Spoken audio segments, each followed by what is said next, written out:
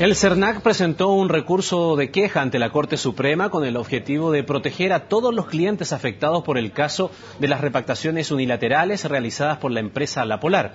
Esto luego que la Corte de Apelaciones determinara que la medida precautoria que prohíbe a La Polar celebrar actos y contratos sobre créditos pactados solo rige para 1.000 consumidores, lo que no es compartido obviamente por el CERNAC.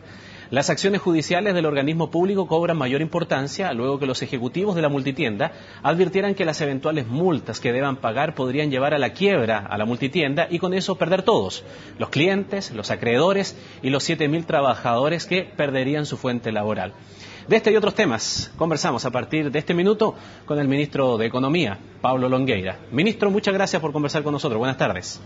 Buenas tardes, Ramón. Ministro, ¿cómo hay que leer esta insistencia del CERNAC ante el máximo tribunal del país, dado este escenario, comillas, apocalíptico que han dibujado las autoridades del CERNAC? Perdón, las autoridades de La Polar. A ver, Ramón, yo creo que es muy importante lo que tú me preguntas, porque el CERNAC y el Ministerio de Economía son los responsables a través de las demandas colectivas defender los derechos de los consumidores. Nosotros no queremos que por la situación que vive esta empresa, que todos sabemos que tiene una dificultad financiera, no defendamos como corresponde, de acuerdo a la ley y también de acuerdo a los lineamientos que el presidente de la República me señaló al asumir la cartera de Economía, de defender los derechos de los consumidores en el país. Por lo tanto, se ha recurrido porque las demandas colectivas, cuando se presentan, son demandas que benefician a todos los afectados. Nosotros no queremos que se sienten precedentes con una situación como la que estamos viviendo La Polar, porque es cierto que el legislador, cuando dictó la ley de defensa de los derechos de los consumidores, en ningún momento nos pusimos en el escenario de que una empresa pudiera estar durante 10 años abusando de los consumidores y sus clientes, como ha ocurrido en este caso, llegar a una magnitud que supera los 1 millón de personas y clientes y consumidores afectados, y también 4 infracciones. Por lo tanto, si uno suma que son 4 infracciones, 1 millón de consumidores, multas que pueden ir hasta 50 UTM, obviamente que esas cifras no las puede pagar no solo La Polar, sino que muchas empresas en Chile. Pero no vamos a renunciar a defender los derechos de los consumidores. Creemos que las demandas colectivas tienen que mantener los efectos que ellas generan para todos los consumidores afectados y no solamente para algunos, para aquellos que han emprendido acciones. Y eso es lo que queremos rescatar en esta presentación que se ha hecho al CERNAC Financiero, porque tal como lo he dicho, obviamente como ministro de Economía quiero 2 objetivos: que defendamos los derechos de los consumidores afectados por La Polar, pero también evitemos la quiebra. Pero eso no nos va a hacer renunciar a lo que tenemos que hacer en materia de defensa de los derechos de los consumidores en los tribunales. Es un escenario bien complejo, ministro, porque de pronto si eso ocurre, más de alguien podría pensar, claro, pero lo que se está haciendo por un efecto deseado y muy noble tal vez, al mismo tiempo se termina salvando o lanzándole un salvavidas a una empresa que hasta aquí, por lo menos, o las antiguas autoridades de esa multitienda lo hicieron todo mal. Bueno, efectivamente, pero tampoco queremos, Ramón, que se sienten precedentes, que cuando se hacen estas prácticas, cuando se cometen estas infracciones, finalmente vamos a renunciar a defender los derechos de los consumidores. Por lo tanto, tenemos que ser muy claros. Yo creo que todos los chilenos lo que queremos es que se respeten y se les responda, que paguen las multas que corresponden por las infracciones que se cometieron y también que se indemnice a los consumidores que fueron afectados. Y queremos que eso se haga respetando la ley y, por cierto, también queremos buscar que la empresa continúe por varias razones. Porque si la empresa eventualmente llegara a quebrar, bueno, por mucho que los tribunales establezcan multas y establezcan indemnizaciones, no van a ser pagadas ni al fisco las multas ni a los consumidores las indemnizaciones. Además, la situación patrimonial de la empresa todos lo conocemos, tiene un patrimonio negativo, por lo tanto tampoco va a poder cumplir con los otros acreedores, con los trabajadores y sus indemnizaciones en la eventualidad que quiebre. Por lo tanto, también aquí hay 7.000 familias chilenas que trabajan directamente en la Polar, hay cerca de 15.000 familias que trabajan directa e indirectamente en esta empresa, por lo tanto tenemos que armonizar ambos objetivos, pero no vamos a renunciar porque queremos que en el caso de la Polar existan sanciones ejemplificadoras. Nosotros no queremos volver a tener en Chile una situación como la que se vivió en esta empresa y es por eso que tenemos que, sé que es complejo, sé que es difícil. La mayor dificultad que enfrentamos, Ramón, es que los tiempos de los tribunales no son los tiempos que necesitamos para viabilizar la empresa. Y es por eso que vamos a buscar, a través de mecanismos, que ojalá los tribunales y los jueces se pronuncien lo antes posible, para que de esa forma contribuyan, fijen las multas, fijen las indemnizaciones lo antes posible, y de esa forma la empresa también pueda levantar los mayores capitales que requiere para que se mantenga, porque también queremos que haya una empresa más en el rubro retail. Además, todos sabemos que es un sector que se ha concentrado mucho en el tiempo, por lo tanto, es muy importante para que haya mayor competencia, que siga viable financieramente la Polar. Para que quede absolutamente claro la situación y este verdadero dilema en que se encuentra esta empresa, una aclaración, ministro, respecto de algo que el mismo César Barros nos comentaba hace una semana cuando conversábamos aquí en estas pantallas de la situación de la Polar.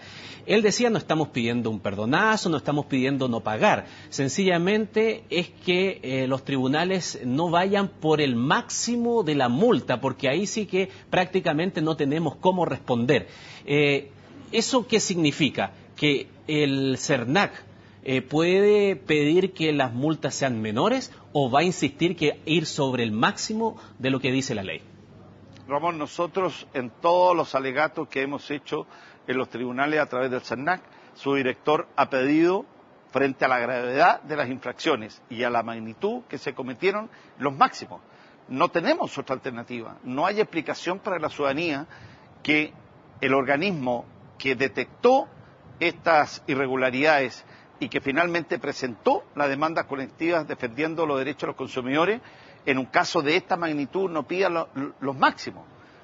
Por lo tanto, tenemos que saber defender los derechos de los consumidores.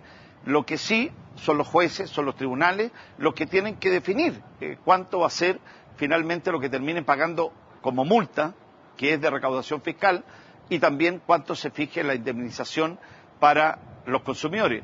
Creemos que mientras antes lo hagan, obviamente que van a facilitar y ayudar al otro objetivo, que es hacer viable la empresa. Pero nosotros no podemos renunciar en los tribunales a solicitar el máximo porque se configura, obviamente, las infracciones, la perseverancia, la magnitud, como para solicitarlas. Y en ese sentido no nos parece que un camino sea solicitar una disminución de las multas que finalmente están establecidas en la ley. Serán los jueces, serán los tribunales los que determinen cuáles son en el rango que tenemos. Puede ir de 50 UTM a la sumatoria, o la multiplicación, mejor dicho, de el millón de clientes por 50 UTM por 4 infracciones, y eso obviamente que es un monto que no solamente la Polar no puede pagar, sino que muchas empresas en Chile. Tal vez ninguna, por lo tanto, no creemos que finalmente el fallo final sea, porque es evidente que si se aplicaran las multas máximas por la cantidad de consumidores afectados, la va a ser inviable. Por lo tanto, eso lo tienen que resolver los tribunales, pero nosotros no podemos renunciar en los juicios y en las demandas que se han presentado por la gravedad que se multe el máximo, pero esa no es materia nuestra, lo tendrán que resolver los jueces y los tribunales.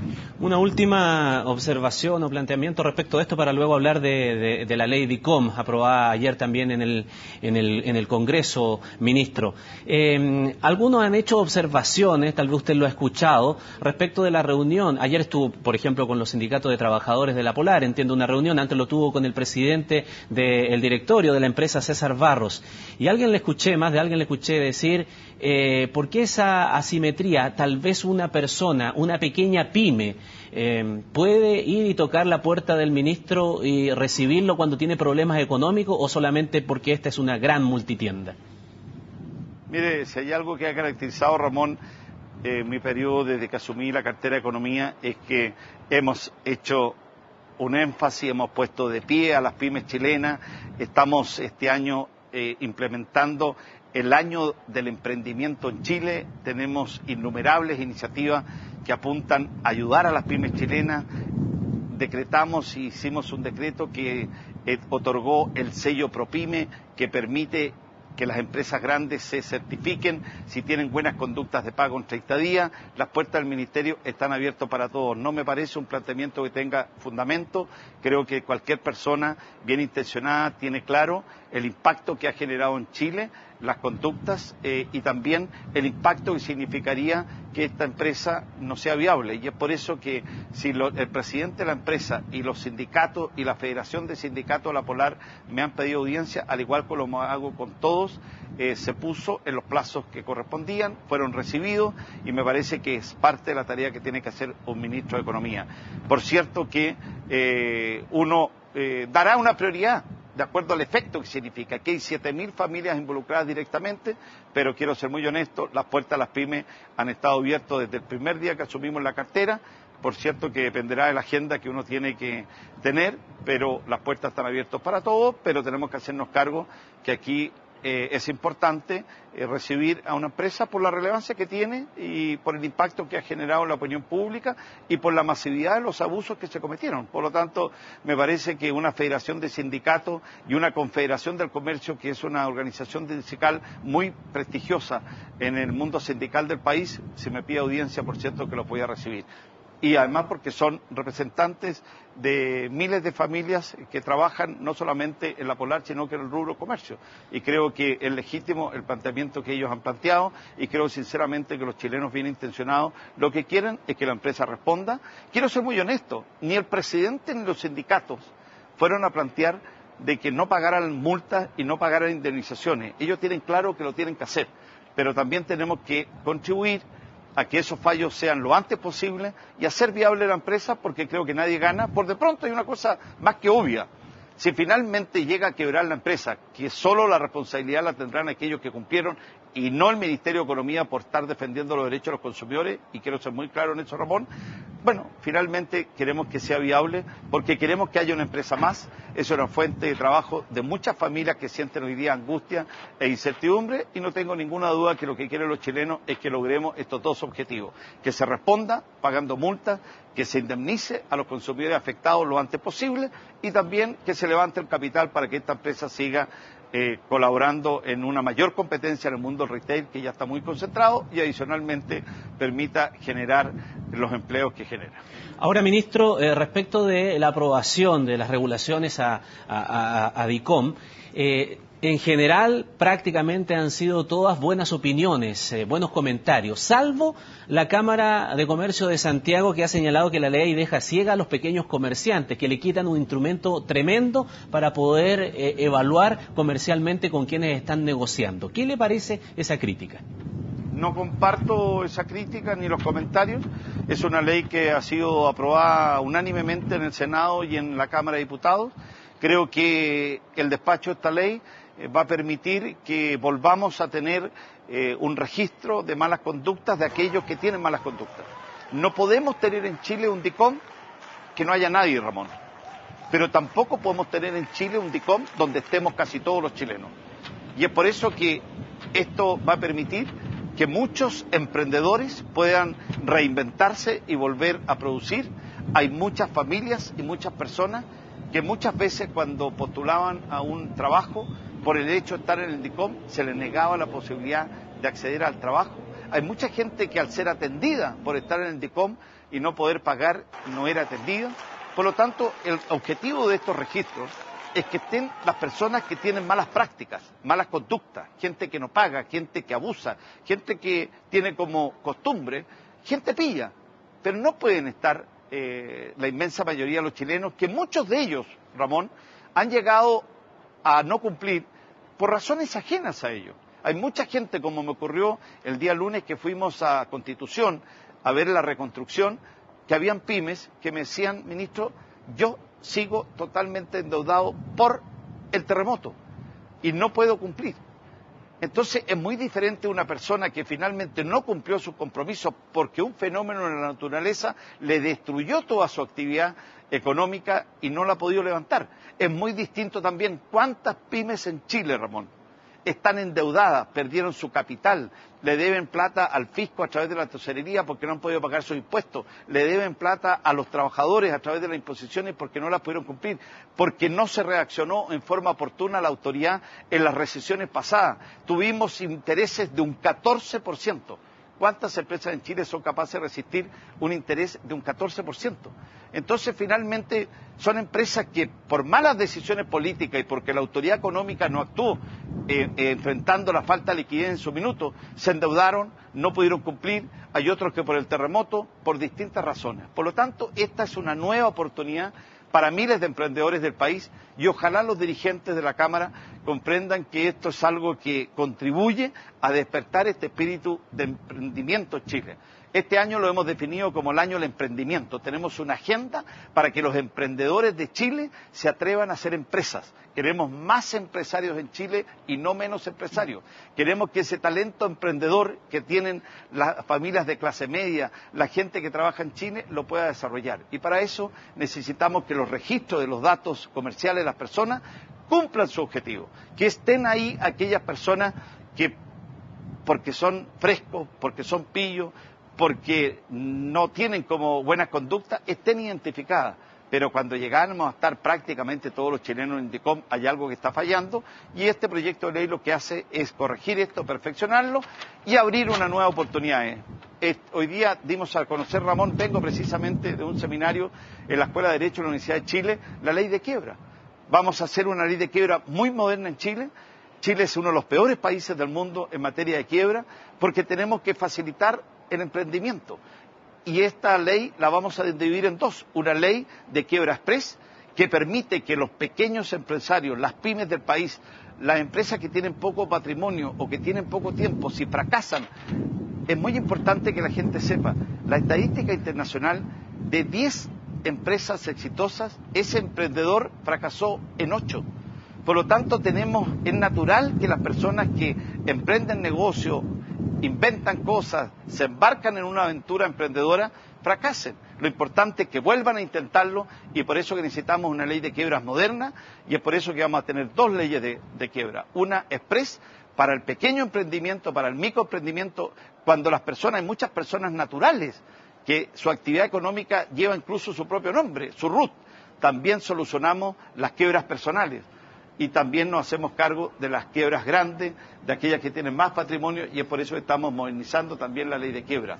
Por lo tanto, el DICOM o este proyecto de ley lo que hace es permitir que las personas vuelvan a reorganizarse, a solucionar una etapa que ha sido muy dura para muchos de ellos, y es por eso que creo que es una ley que me alegro que haya sido despachada con el nivel de acuerdo que se despachó en el Parlamento, y creo que eso también es coincidente con lo que estamos haciendo, con modernizando una ley de quiebra que nos permita que las personas no queden en el DICOM eternamente, sino que facilitar el reemprendimiento para que puedan generar riqueza, empleo, porque no nos olvidemos, Ramón, que el 75% del empleo lo dan las pymes en Chile.